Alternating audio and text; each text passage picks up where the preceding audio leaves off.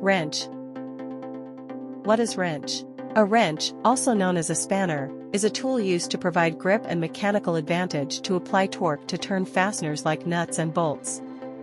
These tools are essential in many industries for maintenance and construction, enabling workers to tighten, loosen, or hold rotary objects. Different types of wrenches exist, such as open-ended, box-ended, and adjustable wrenches, each designed for specific sizes and shapes of fasteners. Types of wrench. Pipe wrench, ratcheting wrench, hammer wrench, open-end wrench, chain wrench,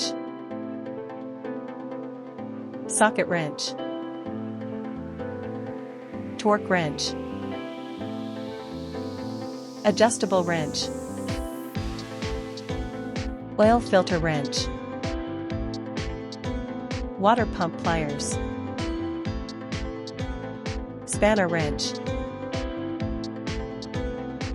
combination wrench, impact, crowfoot, paddle wrench, monkey wrench, strap wrench, dog bone wrench, Torx key, drum key, Bung wrench, tap wrench, Alligator, Basin, fan clutch.